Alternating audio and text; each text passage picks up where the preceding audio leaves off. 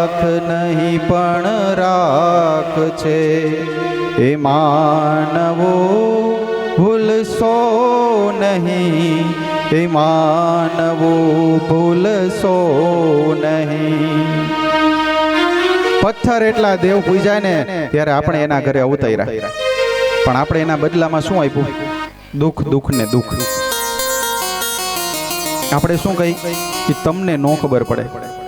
અરે ભાઈ, એને ખબર પડે છે એટલે જ આપણે આવડા મોટા થયા છીએ, અને આપણા મા બાપની જે કમાણી છે ને, એની મહેનત છે ને, એનું ફળ આપણે લઈ છે. બાકી કલિકાલની અંદરમાં કોઈ એવો વ્યક્તિ નથી કે પોતાના પુણ્યના પ્રતાપે પોતે આગળ જઈ શકે. કર્મ સારું કરશો તો ભગવાન ફળ આપશે. ગીતામાં કૃષ્ણએ કીધું, કર્મણીએ વાધિકા રસ્તે મા ફલેશું કદાચન. મનુષ્યનો અધિકાર માત્ર ને માત્ર કર્મમાં છે. આજે તમે એક મા બાપના સંતાન બનીને આવ્યા છો તો તમારા મા બાપની તમે સેવા કરજો. અને તમે જો તમારા મા બાપની સેવા કરેલી હશે ને તો તમારા સંતાનો તમારી સેવા કરશે. સંતાનથી સેવા ચાહો તો સંતાન છો પેલા સેવા કરો, તો તમારા સંતાનો તમારી સેવા કરશે. નકર તો નથી કેતા ઓલું, તારો ખૂણામાં ખાટલો ઢળાય, સમજ તો સારું છે, તારી આવરદા રોજ ઓછી થાય, સમજ તો સારું છે. ખૂણામાં ખાટલો ઢળાઈ જશે, કોઈકને બોલાવશું ને તોય નહીં આવે. એમ કહેશે કે હવે તો આ જાય તો સારું. પણ મા બાપને ખૂબ હાચવજો તમે. એટલે મા બાપને છે ને વૃદ્ધાશ્રમમાં ન જવું પડે. મા બાપ માટે છે ને દીકરી હોય કે દીકરો, એના માટે બેય પાત્ર એક જ છે, બેય સમાન છે. આજે ભગવાનના લગ્ન થયા ને ભીષ્મક રાજાએ પોતાની દીકરી રૂકમણીને વિદાય કરે છે, અને ભગવાન ગયા છે ક્યાં? દ્વારિકાનાથ, દ્વારિકાધીશ બન્યા છે. પણ દુર્વાસા ઋષિના શ્રાપથી ભગવાન દ્વારિકાધીશ અને રૂકમણી બેય સાથે નથી બેસતા. એટલે રૂકમણી માતાનું મંદિર છે નાગેશ્વર બાજુ, બેટ દ્વારકા બાજુ જઈને ત્યાં ભગવાનનું કર્મ ક્ષેત્ર દ્વારકા છે, પણ ભગવાનનું નિવાસ સ્થાન ઓખા પાસે રહેલું બેટ છે. બેટ દ્વારકામાં ભગવાનનો શયન કક્ષ છે, ભગવાનનું નિવાસ સ્થાન છે. રૂકમણીએ લખેલો પત્ર, આપણે એમ કહી છે ને રૂકમણીનો પત્ર, પણ એ તો સાક્ષાત મહાલક્ષ્મીએ ભગવાન કૃષ્ણને લખેલી પોતાની અમૃત વાણી હતી.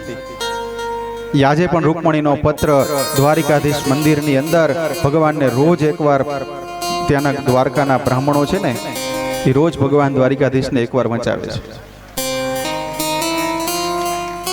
વિચાર કરો, આ પરંપરા કેટલા વર્ષ જૂની છે, પણ છતાં પણ ચાલુ છે. આવી પરંપરા આપણા ઘરની અંદર પણ રાખો.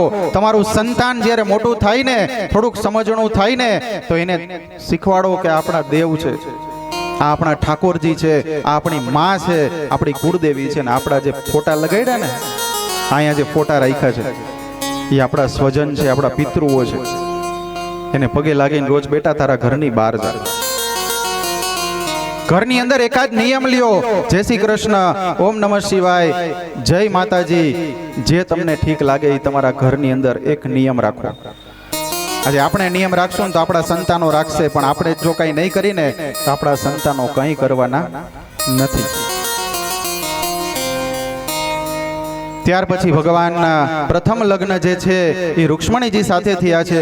બીજા લગ્ન ભગવાન સ્યમંતક મણી શોધવા ગયા ને, ત્યારે જામવનની દીકરી જામવંતી સાથે થાય છે. ભગવાનના બીજા લગ્ન જામવંતીજી સાથે થયા છે. પણ એ પેલા મને એમ લાગે છે કે ભગવાન જગન્નાથજીને આપણે એકવાર અહીંયા બોલાવી લઈએ. હો હો જગન્નાથ, જગન્નાથ, ચકાનેના, ચકાનેના, જગન્નાથ, ચકાનેના, નીલાંચલ વારે તું ન સંભાલે તો હમે કોણ સંભાલે, तू न संभाले तो हमें कौन संभाले। ओहो तू न संभाले तो हमें कौन संभाले। तू न संभाले तो हमें कौन संभाले। ओहो जगन्नाथ जगन्नाथ चकानयन चकानयन जगन्नाथ जगन्नाथ चकानयन चकानयन। नीलांचल वारे तू न संभाले तो हमें कौन संभाले। तू न संभाले तो हमें कौन संभाले।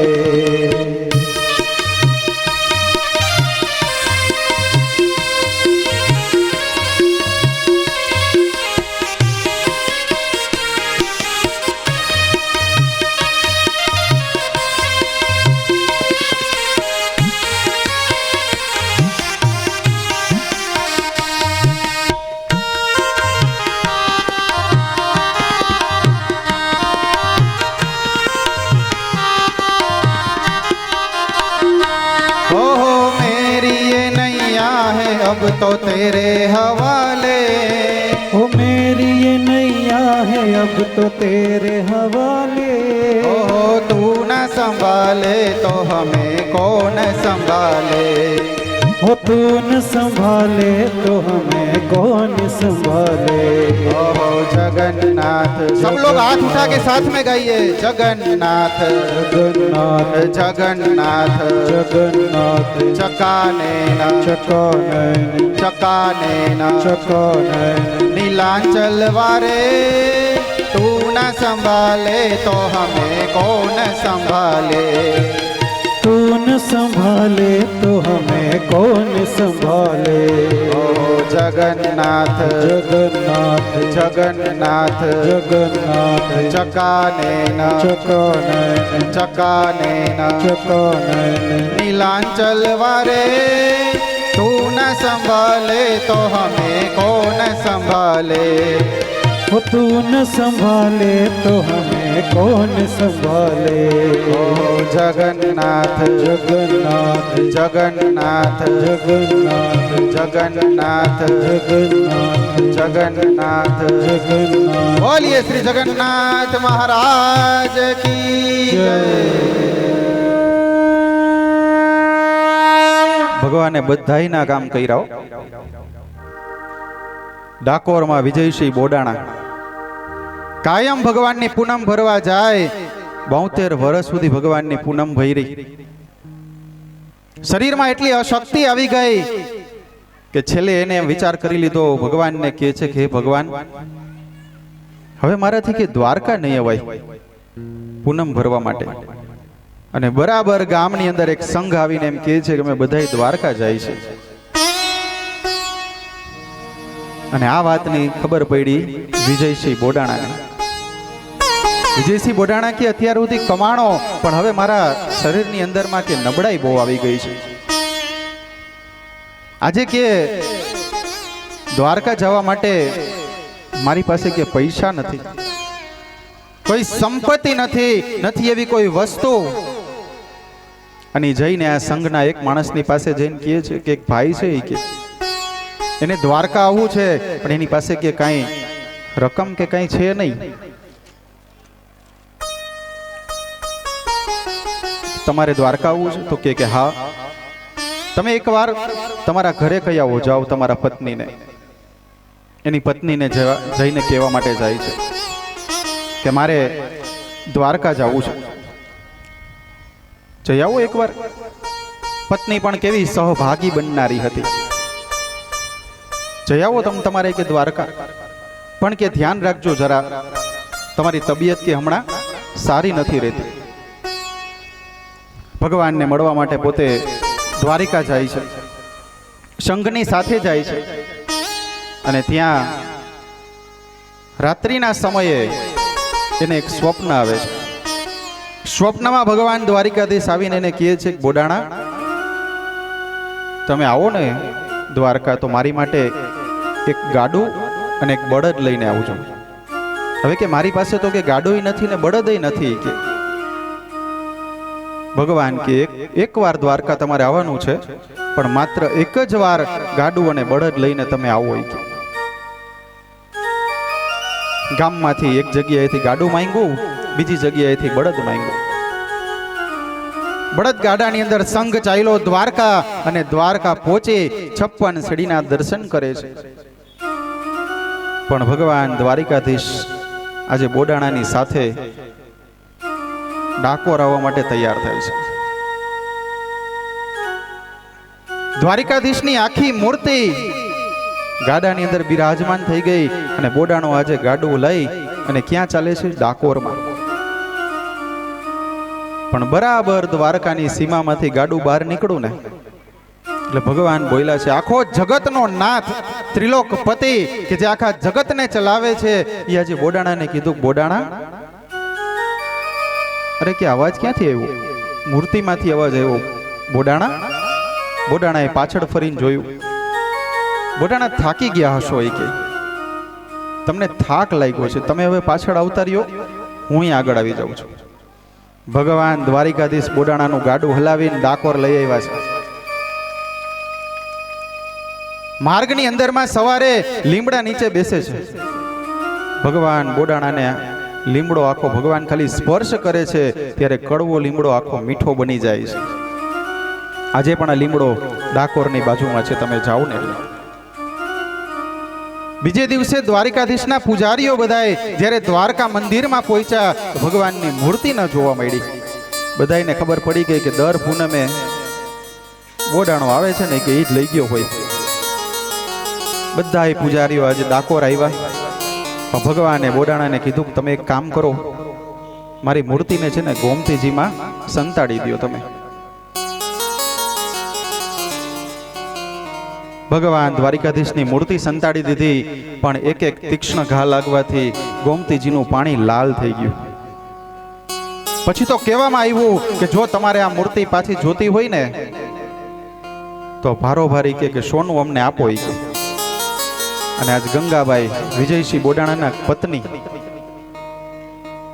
ભગવાનને પ્રાર્થના કરે છે કે હે કાળિયા ઠાકર, આજ મારી પાસે કે સંપદા નથી, પણ મારા સ્વામી જ્યારે ત્યારે પૂનમ ભરવા આવતા ને તો ઘરે વાવેલા તુલસીનું કુંડું લઈ અને ત્યાં આવતા હતા, અને ત્યાં તાજી તુલસીની માળા દ્વારકાધીશ તમને પહેરાવતા હતા. એટલે મારા ઘરમાં એક તુલસીનો છોડ છે એ કે, અને એક મારા કે નાકમાં પહેરવાની કે આ વાડી છે એ કે, આના સિવાય બીજું મારી પાસે કાંઈ સુવર્ણ છે નહીં કે. ભગવાનને કે તમારે લાજ રાખવાની છે. અને બરાબર ત્રાજવાની અંદર ભગવાન દ્વારિકાધીશની મૂર્તિ, અને બીજી બાજુના પલ્લાની અંદર નાકની વાડી અને એક તુલસીનું પાન મૂક્યું. ભગવાન ભારો ભાર તોડાઈ ગયો. તુલસીના પાંદડે તોલાઈને એ મારો દ્વારકાધીશ, મારો રાજા રણછોડ રાય. અને ભગવાન ક્યાં રહ્યા? ડાકોરમાં રહ્યા હતા.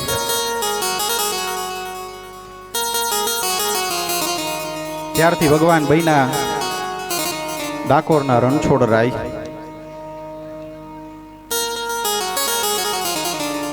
એટલે કહેવાનું ને, ઓ રંગીલા રણ છોડ હું શરણ તારી આવ્યો છું. ઓ રંગીલા રણ છોડ હું શરણ તારી આવ્યો છું. ઓ રંગીલા રણ છોડ શરણ હું તારે આવ્યો છું. ઓ રંગીલા રણ છોડ શરણ હું તારી આવ્યો છું. મારા પૂરા કરજે કોડ શરણ હું તારે આવ્યો છું.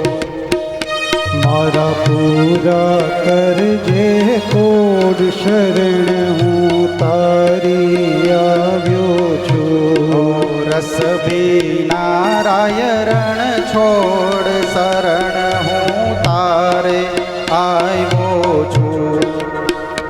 ઓ રસ ભીના રણ છોડ શરણ હું તારી આવ્યો છું. ઓ રંગીલા રણ છોડ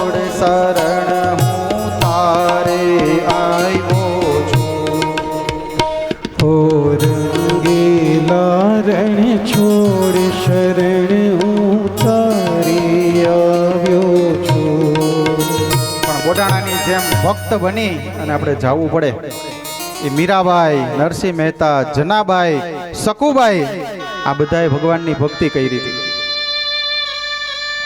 રાણાજીએ વિષનો પ્યાલો મોકલો તો પણ છતાંય મીરાબાઈએ શું કીધું? મેરે તો ગિરધર ગોપાલ દૂસરો ન કોઈ. મીરાબાઈની ભક્તિ અપરંપાર હતી. શેરીમાં અહીં બટુક ભોજન છે તો સમગ્ર બાળ